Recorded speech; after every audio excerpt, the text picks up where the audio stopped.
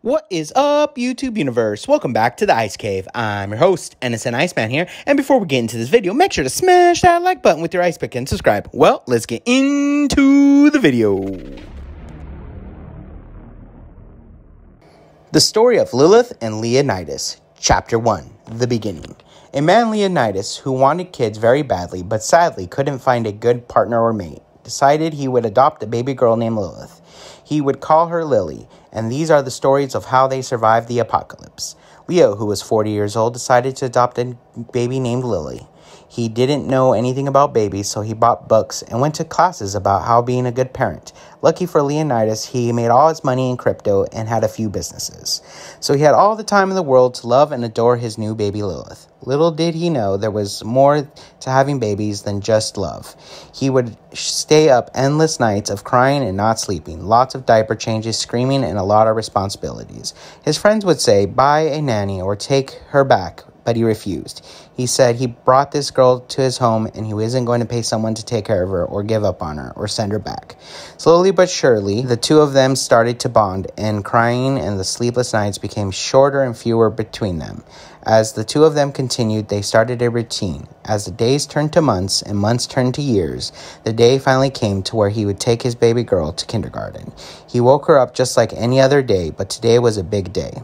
Little did they know that their lives would change forever for the both of them.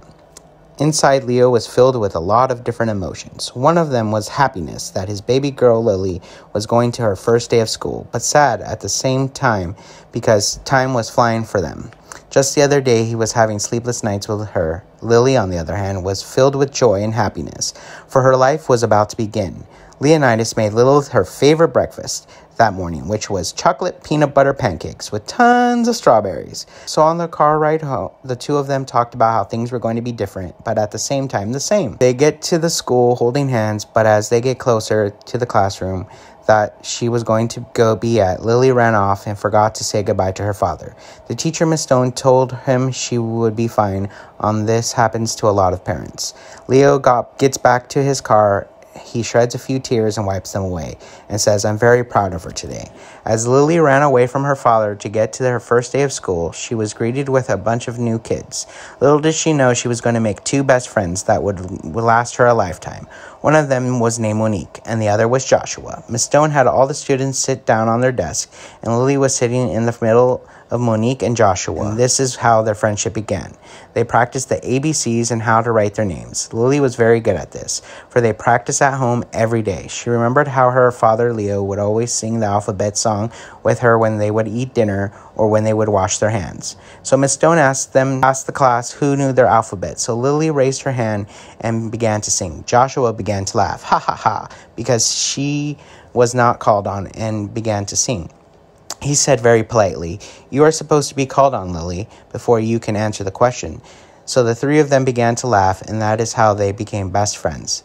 So when it came to lunchtime, the three of them went outside and played on the jungle gym.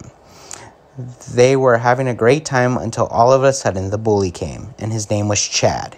Chad called Monique a beaner, and he pushed Joshua off the gym. Joshua began to cry because he hurt his hand as he fell and hit the floor. And Monique began to cry because she was dark-skinned, and that was something mean to say. Lilith, on the other hand, was taught to stand up for herself. So she did what any logical friend would do. Kick him in the balls, and called him a bully and said, that's what you get, dummy. The only issue and the problem was Miss Stone only saw Lilith kick him in the balls and call him a dummy. Lilith got a red card, and Miss Stone called Leonidas to pick up his daughter. Lily tried to plead her case, and her friends tried to tell Miss Stone the story. She said, you don't kick people in the balls and say dummy. She also said she saw the whole thing and you guys are lying. Chad stared at them with a grin, knowing he got away with bullying them. He got Lily in trouble, so Lilith was sent to the principal's office to wait for her father. After wiping his tears away, he drove off to his house to get on his computer and check on his crypto. So far, so good. Dropped off Lily, and the markets were all green. He thought to himself, though, it was a bit lonely and quiet without Lilith. And I wonder how she's doing. Little did he know she made a long-lost friend and a long-lost nemesis. It was lunchtime. This was when the incident happened with Chad. So he decided to go down to his business Hubway to get to his delicious BMT sandwich. He loved his BMT sandwich from Hubway because he could choose all the veggies and they were all fresh. He liked his BMT with Swiss cheese, toasted lettuce, tomato, extra pickles, and olives, MVP sauce, and chipotle. As he was driving, right before he got to Hubway, he got a phone call. He looked at his phone, and it turns out to be from Lilith's school. So he answered the phone, and he can hear Miss Stone with an angry voice say his daughter is in trouble and needs to be picked up. Miss Stone said, Lilith kicked Chad in the balls, and he called him a dummy. She said that was unacceptable, and she should be punished. As Leo heard Miss Stone yelling, he thought to himself, why would my daughter do this? Maybe I didn't raise her right, but maybe he deserved it. I also don't want to be a parent that thinks my daughter can't do anything wrong, but at the same time, I know my daughter, and I know she wouldn't do it for no reason. So Leonidas told Miss Stone to calm down and that he wanted to talk to his daughter and figure out the story. Miss Stone wasn't happy with him telling her to calm down, and she said, I guess I know why your daughter did what she did then. The fruit doesn't fall from the tree. I guess you'll have to talk to the principal's office, so goodbye for now. Click! She hung up before Leo could say goodbye. Leonidas was so very heated and said to himself, that bitch, who does she think she's talking to like that? She's so lucky she hung up on me and didn't get a piece of my mind. I'll have to talk to the principal when I get there. So Leonidas turned on the heavy music to let some anger out and steam off a bit before arriving to school. It took him about 15 minutes, and he finally arrived at the school. He got out of his car and started to run towards the principal's office. As Leonidas was running towards the principal's office, he saw Lilith. He called out to her and asked her what happened. Lily said, it's not my fault. Chad was bullying us, and he pushed Joshua off the jungle gym and called Monique a beaner. So I did what you told me to do. You told me to stand up for myself and others and not let anyone bully me.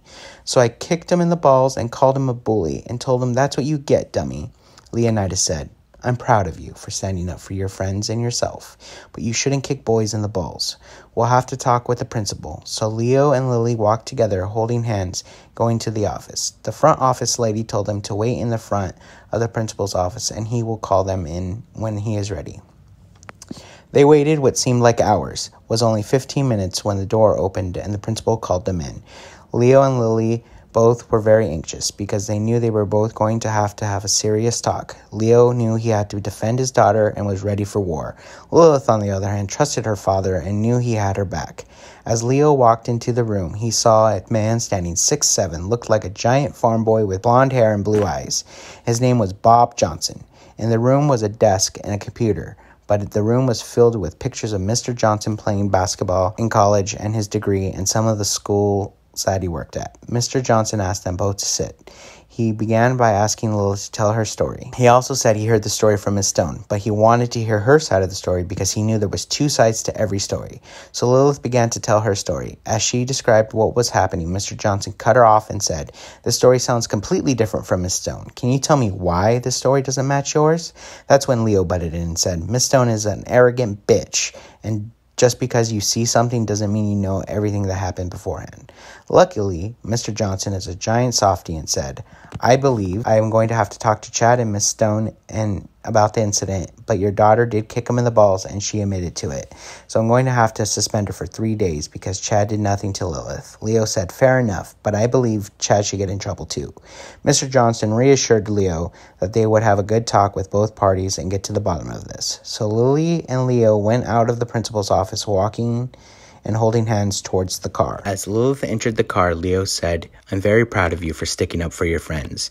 And Lilith said, thanks, Dad, I love you, and thank you for sticking up for me. So as they were driving home, Leo decided to get ice cream and dinner, so they stopped at Cracker Bowl. As they were eating dinner, on the alert came on the television screen that the European Union launched an anti-biochemical weapon towards the rest of the world after one of their deadly experiments got out of their science facility. They thought sending these missiles would cure the virus, but instead it caused a chemical reaction that created an even worse virus.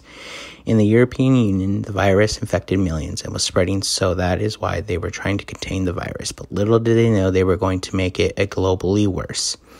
Asia, North America, and the rest of the world tried to prepare and use their missile defense programs to stop the missiles. Unfortunately, the Union sent so many that it hit part of their countries. What the anti-biochemical did was mutate the virus, and this is where our story begins. So Leonidas saw this on the television and told Lily to look away. At first, Leo did not believe what was going on until he heard the explosion and the whole building start to shake. Luckily for them, they were not in the blast radius. Lilith said, "Daddy, I'm scared. What's going to happen?" Leo said, "As long as you're with me, you will be okay, my love." Some of the people inside Cracker Barrel started to scream and run out the door, but Leo said to Lilith, "Let's enjoy our meal and have some delicious ice cream because this might be our last."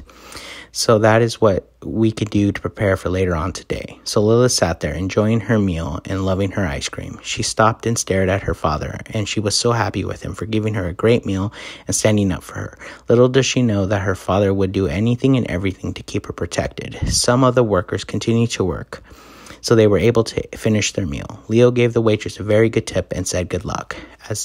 As he left the building, Leo saw huge flames all over the buildings and trees. There was a huge firestorm and smoke filled the air.